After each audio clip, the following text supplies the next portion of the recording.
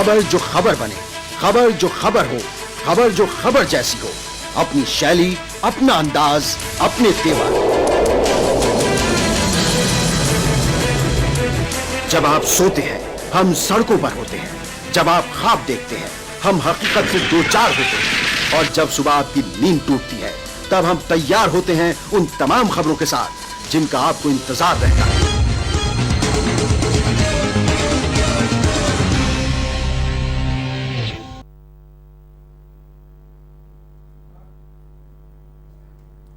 नमस्कार, prime time में आप सबों का स्वागत है। मैं हूं आपके साथ रवि झा।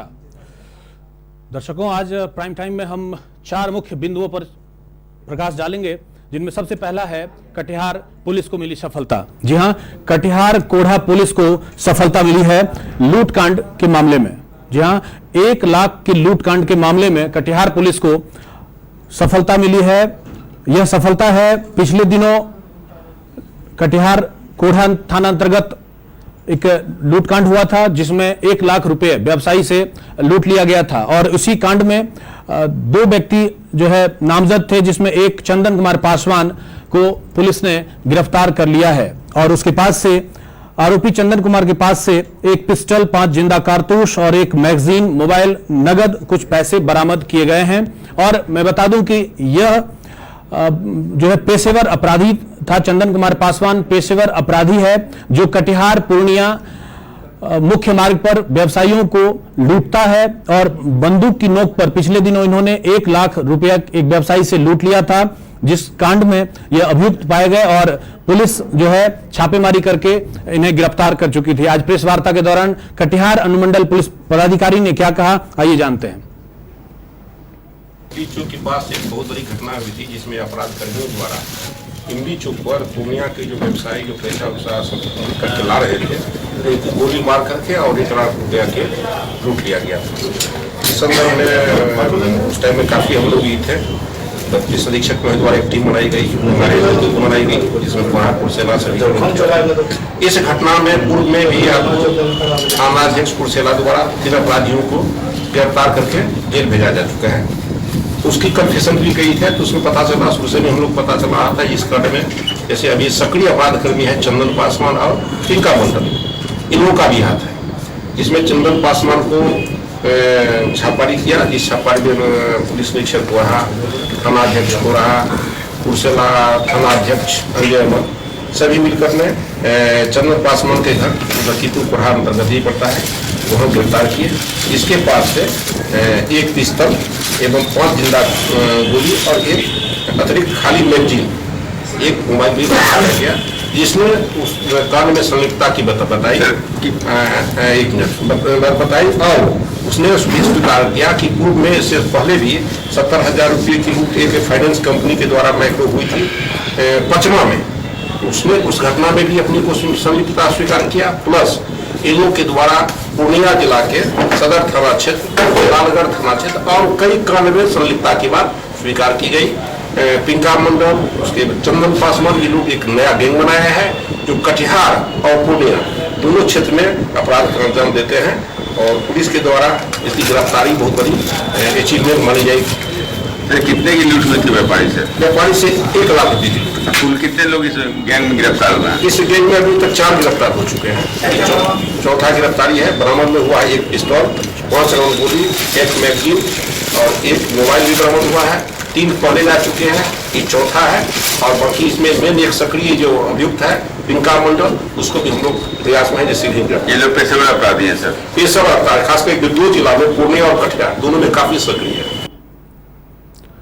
और अब दूसरा मामला है पोठिया उपी क्षेत्र अंतर्गत, जो पिछले दिनों की घटना है। पोठिया उपी के डुम्बर वार्ड संख्या 8 में हथौड़े से पीट कर युवक के हत्या किए जाने का मामला प्रकाश में आया था, और इस मामले में भी 4 व्यक्तियों को नामजद अभियुक्त बनाया गया था। और उसी में त्वरित कार्रवाई करते हुए पोठिया उपी के जो अध्यक्ष हैं डॉक्टर सुनील कुमार राय के द्वारा दल बल के साथ 2 व्यक्ति की गिरफ्तारी कर दी गई है, जिसमें मनोज शर्मा जो नामजद अभियुक्त है उनकी पत्नी है रिंकू देवी, वसंत शर्मा की पत्नी है कबूतरी देवी, इन दोनों महिलाओं को गिरफ्तार किया जा चुका है और जो शेष 2 अभियुक्त हैं, नामजद अभियुक्त हैं, उनकी गिरफ्तारी के लिए छापेमारी की जा रही है। हालांकि ये जघन्य घटना है, इस घटना को बड़े ही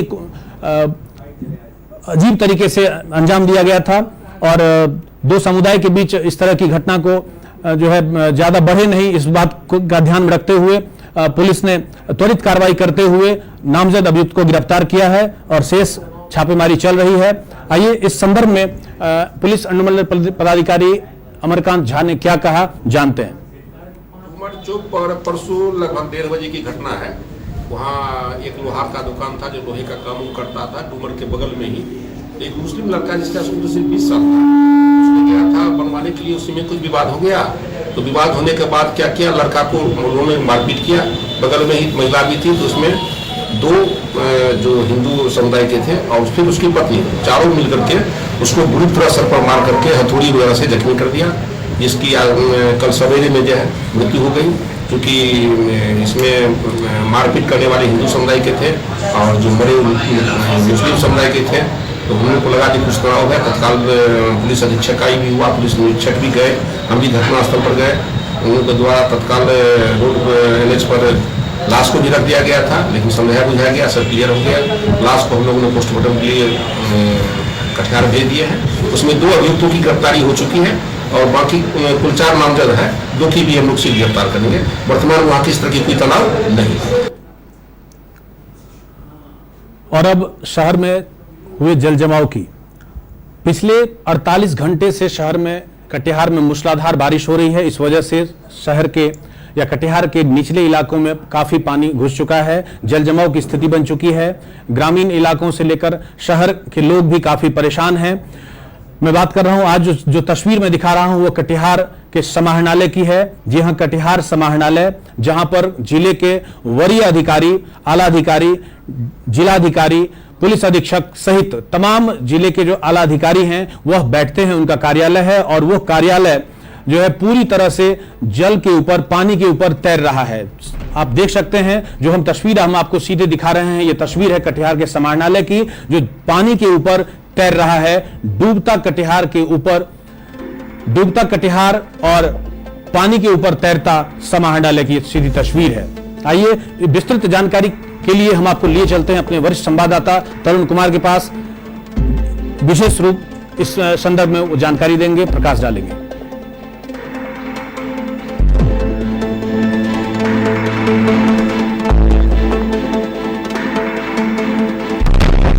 आप देख रहे हैं कटिहार समाहरणालय की तस्वीर है।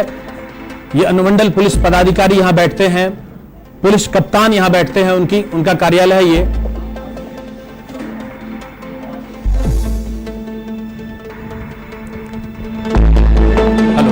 हेलो,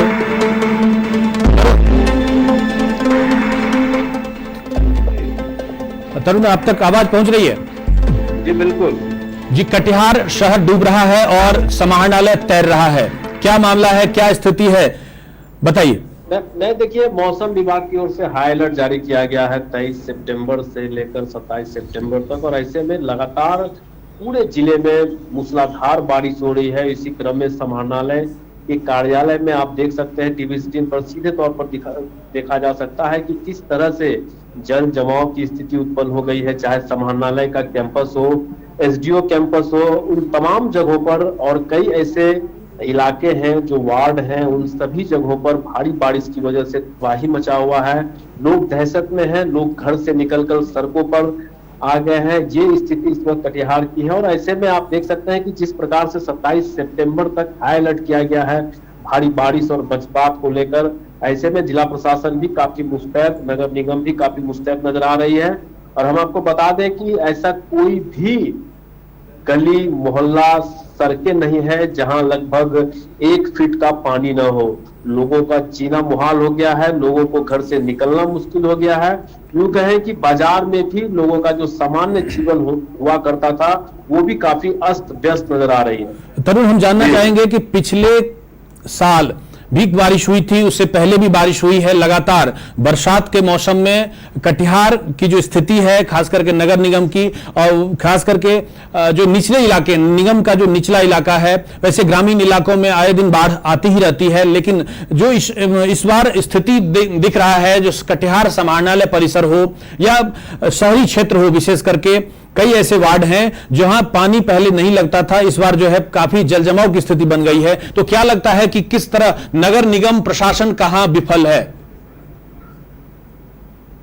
नहीं, देखिए रवि, निश्चित रूप से कई वर्षों के बाद, यूं कहें कि 4-5 वर्षों के बाद इस वर्ष काफी ज्यादा वर्षा हुई है, जिसकी वजह से पूरा सामान्य जीवन अस्त व्यस्त हो चुका है। और लगातार मूसलाधार बारिश आप देख ही रहे हैं कि मई, जून, जुलाई, अगस्त, सितंबर का महीना है और इस तरह से बारिश होना निश्चित रूप से एक भयावह रूप जरूर है। लेकिन कई वर्षों के बाद लोगों को कटिहार एक काफी बरसात के मामले में काफी बेहतर शहर जाना जाता था, लेकिन इस वर्ष काफी वर्षा हुई है और लगातार हो भी रही है।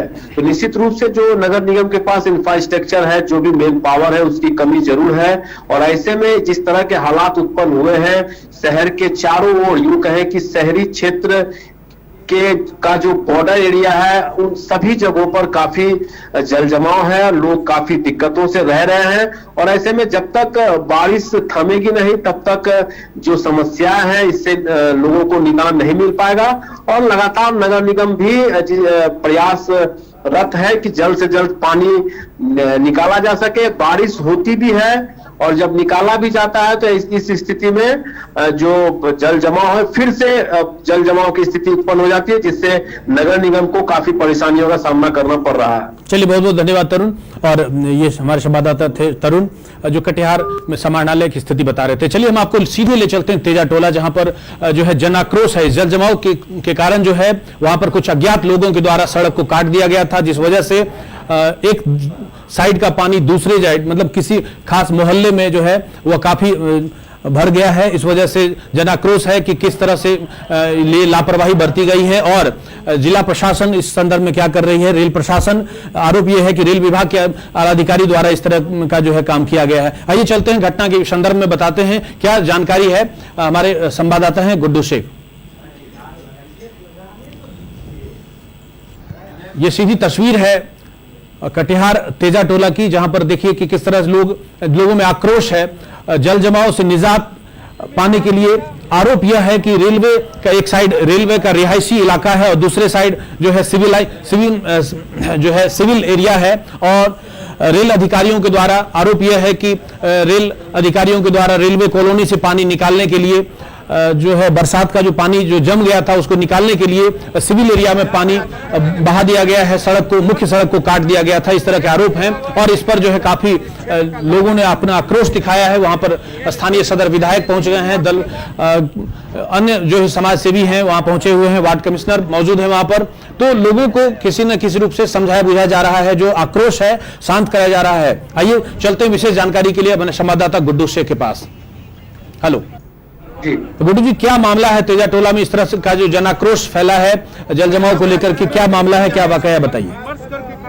हुआ यूं है कि रात में लगभग 1:30 से 2 बजे के आसपास रेलवे अपने अधिकारी और कुछ आरपीएफ के साथ जो है तेजा टोला मुख्य सड़क है, ये तेजा टोला चौक के पास, वहां पर जो लगभग 8 फीट गड्ढा खान दिया गया और इसमें ताकि जो रेलवे का जो बगल में पोखर है उससे पानी निकल के सिविल एरिया में आ जाए और जो रेलवे का इलाका है वो जल जमाव की समस्या से समाप्त हो जाए।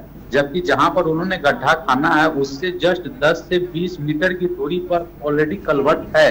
उसके बावजूद भी रेलवे के अधिकारी जो है रात में चोरी छुपे आते हैं और इस तरह का काम करके जाते हैं, तो लोगों के अंदर आक्रोश होना स्वाभाविक है। रवि जी, चलिए बहुत बहुत धन्यवाद गुड्डू जी घटना के संदर्भ में जानकारी देने के लिए। और चलते हैं इस संदर्भ में कि इस घटना के संदर्भ में जो आक्रोशित लोगों को समझाने बुझाने पहुंचे हैं सदर विधायक तारकिशोर प्रसाद, उन्होंने क्या कहा है, आइए सुनते हैं। तो ठीक है, देखिए यह सड़क इस क्षेत्र के लिए लाइफलाइन है और नगर निगम के द्वारा इस सड़क को रेल से एनओसी प्राप्त करके अपने जो निगम आयुक्त हैं उन सबों के सहयोग से इसका निर्माण कराया गया है। और जिस स्थान पर रेल ने उसको काटा है उसके बगल में कलवर्ट है, इसलिए उसे काटने का कोई औचित्य नहीं है। अगर पानी कहीं ओवरफ्लो हो रहा है तो जहाँ डाउन है उसी पानी को हम वहाँ भेज सकते हैं। और जिस स्थान पर काटा गया दोनों तरफ पानी का जो लेवल है तो बराबर है, और इससे आवागमन में लोगों को काफ़ी असुविधा हो रही है। इस क्षेत्र के लोग शहर की ओर इसी सड़क से जाते हैं। जिन रेल के जिन अधिकारियों ने यह किया है काफ़ी गलत किया। मैंने मंडल रेल प्रबंधक से बात की है, अभी सीनियर डीएन और उसके अधिकारी भी आए हुए, उनसे हम बात की। मैंने स्पष्ट कहा है कि उसको अविलंब उसको रिस्टोर करने के लिए उस सड़क का काटने का कोई औचित्य नहीं है। रेलवे जो साहेबपाड़ा और तेजा टोला के बीच पीसीसी एनओसी मिलने के बाद रोड बनाया गया था, इसको रात में पानी निकालने के लिए रेल ने जबरदस्ती गुंडागर्दी करके इस रोड को काट दिया, जो कि किसी की दवाई था। और इसके कारण से लगभग 20,000 की आबादी प्रभावित हो रही है। 15 नंबर वार्ड, आपको 4 नंबर वार्ड और 2 नंबर वार्ड के लोगों का आना जाना बंद हो गया। अभी आज डीआरएम से हम लोगों ने बात किया है कि इमीडिएट 2 घंटा के अंदर इस रोड को तुरंत जैसा था पहले की तरह इसको बहाल करें, नहीं तो जबरदस्त हम लोग इस पर आंदोलन करेंगे। डीआरएम बिल्डिंग का घेराव कर देंगे। लोग परेशान है पूरी तरह से, और ये गुंडागर्दी कर रहे हैं आप, ये गुंडागर्दी कर रहे हैं। बिना पूछे 2 बजे रात में आकर काटा इसको, और पानी निकालने के लिए 10 उधर ले जाने के लिए ये सब तमाशा किया है। ये विडंबना है रेल की, सबसे बड़ा कहिए उसके नीति के विरुद्ध है। ये रात में 1-1:30 बजे आकर के इस तरह से यह डकैती करना, ये रेल प्रशासन का जो भी पदाधिकारी इसमें आया है, इनका हम तो डीआरएम से मांग करेंगे कि वैसे पदाधिकारी को अविलंब नौकरी से निकाला जाए।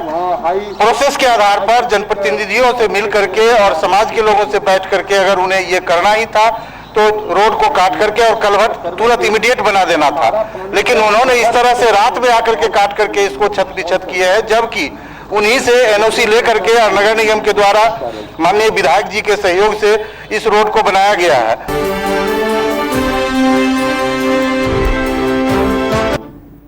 तो मूसलाधार बारिश एवं जल जमाव के कारण जो है जहां तहां इस तरह की स्थिति व्याप्त हो चुकी है और लोगों में जन आक्रोश है। खास करके इस तरह की जो लापरवाही है वह बिल्कुल रूप से नहीं होनी चाहिए। और चलिए मामले को किसी तरह से सुलझा लिया गया है। चलिए बात करते हैं हम आज की प्राइम टाइम की सबसे अहम और मुख्य मुद्दे जो हैं। आज कटिहार में जो शर्मसार करने वाली घटना सामने आई है। जी हां, कटिहार में मुफस्सिल थाना अंतर्गत खैरा एक गांव है जहां पर एक घटना घटित हुई है जो काफी शर्मसार कर रही है। यह घटना है कि एक ही परिवार के 5 महिलाओं को डायन बता करके समाज के कुछ ठेकेदार वर्ग हैं जिन्होंने इस कुकृत्य को अंजाम दिया है और उन्हें मैला पिला करके एक तोलकी फरमान जारी किया है कि उसे गांव से निकाल दिया जाए। यहां एक बहुत ही बड़ा शर्मनाक घटना घटित हुई है कटिहार मुफस्सिल थाना क्षेत्र के अंदर जो है ये खैरा गांव है, जहां पर पिछले दिनों इस तरह की घटना को अंजाम दिया गया है। अंधविश्वास कहें या जो भी है, खास बिहार सरकार के द्वारा एक कानून भी इस पर जो है बना दिया गया है कि डायन बता करके इस तरह जो अंधविश्वास है समाज में जो फैल रहा है, ऐसे अंधविश्वास फैलाने वाले लोगों पर जो है कड़ी कार्रवाई की जानी चाहिए। इस संदर्भ में आज एसडीपीओ ने प्रेस वार्ता की है। चलिए घटना के संदर्भ में कि क्या घटना है, विशेष जानकारी के लिए आपको लिए चलते हैं हमारे अपने संवाददाता वरिष्ठ संवाददाता विनय झा के पास। विनय झा बताएंगे इस संदर्भ में कि क्या घटना घटी है और इसमें क्या पुलिस ने त्वरित कार्रवाई की है। जी भैया, यहाँ मैं आपको बताता चलूँ कि ये जो घटना है ये मुफस्सिल थाना क्षेत्र के खैरा गांव की ये घटना है। यूं तो हमारा समाज दिनों दिन विकास की ओर अग्रसर है, लेकिन हमारे समाज के कुछ ऐसे क्षेत्र अब भी हैं जहाँ कह सकते हैं कि पौराणिक मान्यता के हिसाब से और कह सकते हैं मानसिक पिछड़ापन का जो प्रतीक है वो साफ साफ दिखने को मिलता है। कुछ ऐसी बात देखने को मिली है खैरा गांव में जो मुफस्सिल थाना क्षेत्र में पड़ता है, जहां 4 महिला और 1 युवती को कुछ गांव के लोगों ने यह कहकर मैला पिलाया कि वो डायन है। और न केवल लोगों ने ऐसा किया, उसके बाद लोगों का समर्थन भी उसे इस केस को मिल रहा था, क्योंकि जब इस मामले की जानकारी उस महिला और उसके परिजनों ने पुलिस को दी और पुलिस घटनास्थल पर पहुंची दबिश बढ़ाने के लिए, लोगों को बताने के लिए या जो आरोपी थे उसे गिरफ्तार करने के लिए, तो पुलिस को भी लोगों को आक्रोश का सामना करना पड़ा। इस संबंध में जब एसडीपीओ खुद से पहल किया, एसडीपीओ ने तब जाकर इस घटना में जो नामजद अभियुक्त बनाए गए हैं उनमें से 2 लोगों की गिरफ्तारी संभव हो चुकी है। अन्य लोगों की गिरफ्तारी के लिए फिलहाल पुलिस द्वारा छापेमारी की जा रही है। लेकिन कह सकते हैं कि ये हमारे समाज के मानसिक पिछड़ेपन में जो अभी भी कुछ लोग जी रहे हैं उसका ये निशानी है। और लोगों को अब समझना चाहिए कि समाज और हमारा देश विकास की ओर अग्रसर है। हम लोग 21वीं सदी की ओर बढ़ रहे हैं। ये 18वीं और 16वीं सदी वाला मनगढ़ंत बातों और ख्याल में जीने की बात अब लोगों को छोड़नी चाहिए और ऐसे लोगों को समाज को बहिष्कृत करना चाहिए जो उस विचारधारा में अब भी जी रहे हैं।